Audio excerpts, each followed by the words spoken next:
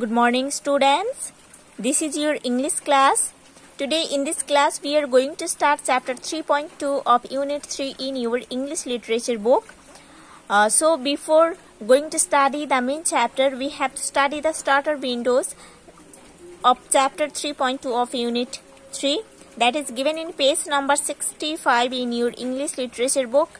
So students, let's read the starter windows of unit 3.2. Environmental pollution. Nature bears long with those who wrong her. She remains patient even under abuse. But when abuse goes too far, she is equally slow to forgive and to show any mercy. Therefore, man must stop the abuse of nature before nature loses her patience. हम जो human beings है, जो living beings है, हम nature के साथ बहुत कुछ गलत करते हैं, है ना। हम ह्यूमन बीइंग्स नेचर के साथ बहुत कुछ गलत कर रहे हैं डे बाय डे, है ना। और नेचर जो है वो हमारा सारे गलतियां झेल रही है। बट जब ह्यूमन बीइंग ऐसे नेचर के ऊपर टर्चर करते करते जब एक लिमिट क्रॉस कर जाएंगे, तब नेचर भी ह्यूमन बीइंग को और नहीं झेलेंगे, फॉरगिव नहीं करेंगे और मर्सी भी नहीं शो करेंगे ह्यूमन बीइंग के लिए। इसीलिए ह्यूमन बीइंग को नेचर के साथ ऐसा मिसबिहेव करना बंद करना चाहिए, है ना। ह्यूमन बीइंग को अभी ये ध्यान देना चाहिए कि नेचर के साथ कुछ गलतियां मत करें, क्योंकि नेचर भी ऐसे झेलते झेलते एक दिन इम्पेशेंट हो जाएगी, है ना। और हम जो है ह्यूमन बीइंग नेचर के ऊपर डिपेंड करके हम जीते हैं, है ना। नेचर हमारे ऊपर रुट जाएगा तो हम नहीं जी पाएंगे इस एनवायरनमेंट में, है ना।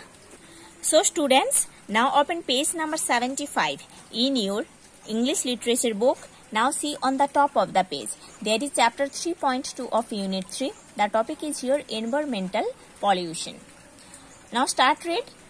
Environmental pollution means the fouling of the natural world in which people, animals and plants live. Environmental pollution का मतलब है नेचुरल वर्ल्ड को फाउल करना, जहाँ पर people, animals and plants live करते हैं। It is the spoiling of land, water and air by smoke, chemicals, waste materials and other harmful substances. इस पॉल्यूशन का मतलब है जो लैंड है ना, जो सॉइल है, जो एयर है, उसको पॉल्यूट करना स्मोक से, केमिकल से, वेस्ट मटेरियल से और अदर जो हार्मफुल सब्सटेंसेस है उससे। The problem of pollution is not a new one. Pollution का प्रॉब्लम अभी नया नहीं है। In the middle ages also most towns were dirty, water supplies were foul and diseases spread very quickly. Middle age में भी ऐसे था कि टाउन्स डर्टी था, है ना।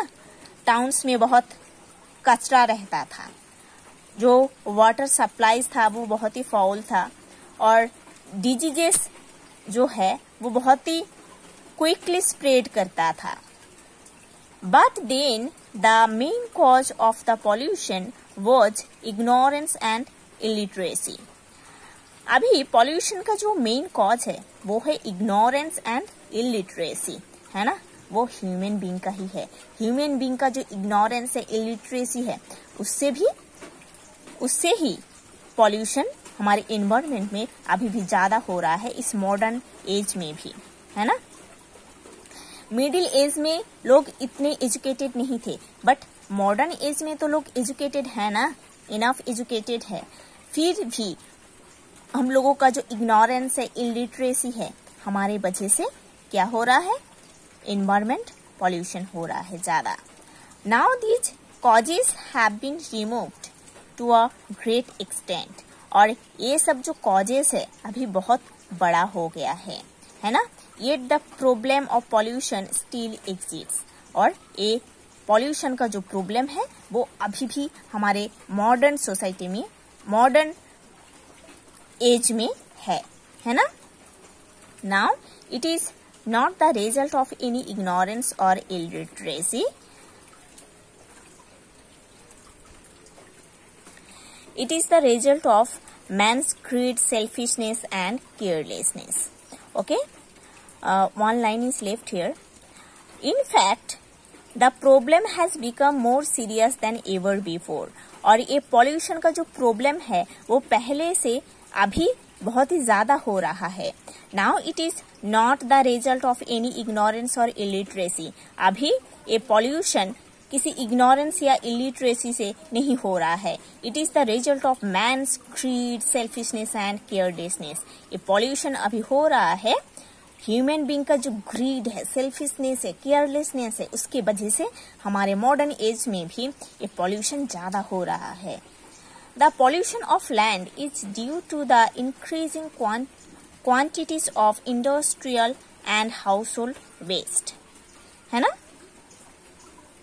अभी जो लैंड पॉल्यूशन हो रहा है, जो सॉइल पॉल्यूशन हो रहा है, वो इंडस्ट्रियल एंड हाउसहोल्ड का जो वेस्ट है, उस वेस्टेज थिंग्स बहुत इंक्रीज हुआ है ना। हमारे हाउस होल्ड का जो वेस्ट थिंग्स है, इंडस्ट्रीज का जो वेस्ट थिंग्स है, वो बहुत इंक्रीज हुआ है और उसको ह्यूमन बीइंग लैंड में डाल देते हैं, है ना, सॉइल में डाल देते हैं, इसीलिए लैंड का पॉल्यूशन बढ़ रहा है। Every day the factories produce new and different kinds of goods for people to buy, है ना। एवरी डे जो फैक्ट्रीज है वो डिफरेंट काइंड्स ऑफ गुड्स बनाते हैं लोगों को हेल्प करने के लिए, लोग उसको यूज करते हैं। फैक्ट्री से every day different kinds of goods बनता है, थिंग्स बनता है ना, जिसको हम लोग यूज करते हैं। The old ones are thrown out with the household rubbish, और जो ओल्ड थिंग्स है जिसको ह्यूमन बीइंग यूज करते हैं वो हाउस होल्ड रबिश से, मीन्स घर का जो कचरा है उससे फेंका जाता है कचरे के डब्बे में। Burning this refuse pollutes the air, और ये जो वेस्टेज थिंग्स है, ये जो कचरा है, उसको बर्निंग करने से एयर पॉल्यूशन होता है।